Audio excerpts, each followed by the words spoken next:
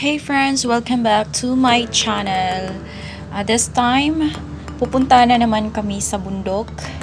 Papunta kami ng Syria. So, ang Syria dito malapit lang sa Lebanon. So, punta kami doon at doon kami magala-gala. Tingnan nyo naman guys, ang ganda ng panahon ngayon dito. Mainit, medyo may kalayuan pero enjoy naman. Magagandang mga tanawin ang nasa paligid. Ayan, medyo hindi siya traffic dito kasi dito sa bundok ay walang masyadong mga sasakyan compare sa Beirut. Sa Beirut naman, ang lakas-lakas ng mga busina ng mga sasakyan doon. At dito, makikita mo ay aliwalas. Okay, punta kami doon. Hindi ko alam kung ano ang meron doon. At dyan makikita natin ang mga kabundukan na unti-unti nilang dinidevelop para sa kanilang mga for views nila dito sa bundok. Ayun guys, nag-enjoy naman ako sa trip na to pero medyo hilong-hilo na ako. Alam nyo naman na kapag ako ay bumabiyahe, kapag wala ang inhaler, ayun, tapos yatap na ang ating buhay. So makikita nyo, andito na kami sa kabundukan at makikita ko naman ang dagat. Ibang city na naman ang aming dinadaanan. Medyo malayo-layo pa. Magbibiyahe kami ng 2 hours sa papunta ng aming pupuntahan. Pupunta pala kami guys sa bahay ng nurse na nag-alaga dito sa tanda. Paggabi siya kasi ang nag-aalaga kasi naglagay sila ng dialysis machine. Sila yung nag-ano na mga nurse. May nurse dito. Karilibo ko. Siya yung duty ng gabi, ako sa araw. Kaya, doon kami pupunta ngayon. O, kitang-kita mo naman yung farm nila. Ang farm dito guys ay nasa kabundukan. Kung makikita nyo lang yan, oo. Diyan ang lapad-lapad. Medyo malayo pa kami dyan. Pero kitang-kita.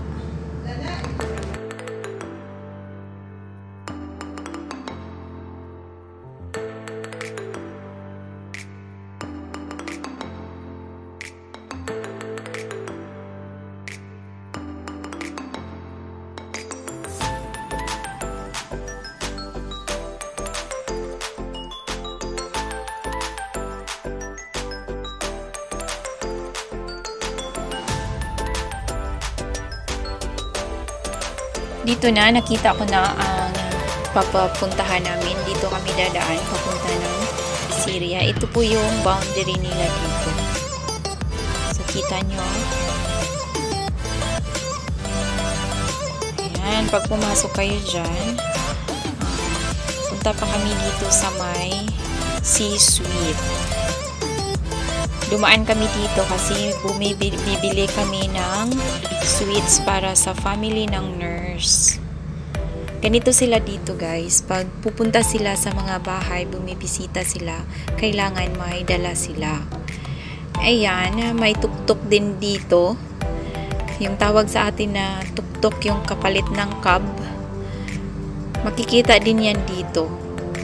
Yan ay fast, parang taxi yan. Private.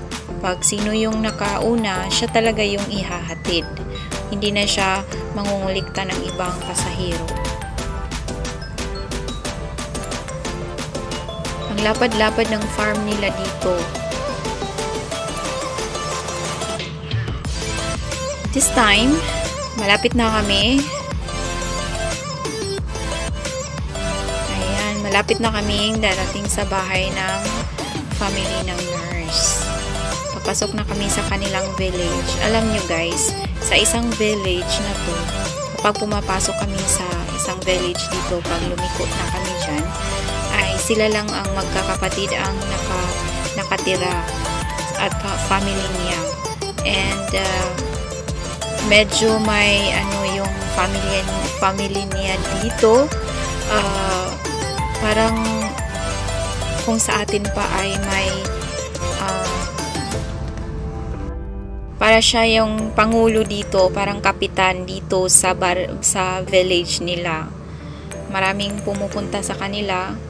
And then pag nakarating namin, dinala kami sa isang room na doon sila mag-ipon-ipon. Doon kami ini-entertain bago kami pumasok sa bahay nila kumakain. Sana nag-enjoy po kayo sa views at sa aking mga pinapakita sa inyo. Sana nag-enjoy po kayo. This time guys, nandito na kami. Nandiyan na sa kanilang bahay. Pumasok na kami sa village nila. Ayan, lahat dyan ay sila lang yung magkakapatid. Ayan, bumaba na kami. Ayan yung ganda. Ayan yung anak ng nurse. Ang cute na cute. Hindi ko alam na sineselebratean pala nila ng birthday ngayon. Yung pumunta kami dyan, nag-celebrate din siya ng birthday, ika-10. So, ipapakita ko sa inyo ano ang ginagawa namin sa kanyang celebration.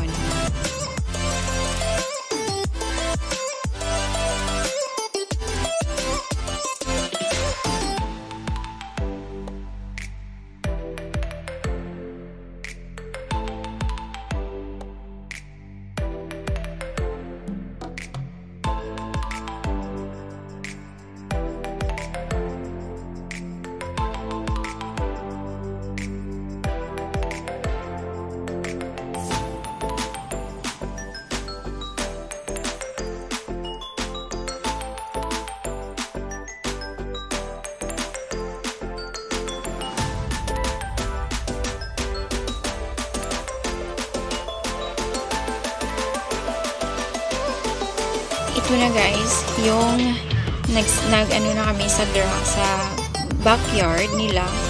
Doon na kami nag-party. O yun. O, nagsasayaw pa.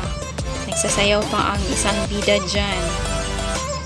Nag-blow pa ng candle parang kanyang birthday. Nagsamok-samok, ragod ko dihang dapita o. Feel na feel Pag uwi namin, ayan, kumakain kami ng ice cream. Thank you very much guys. Follow for more.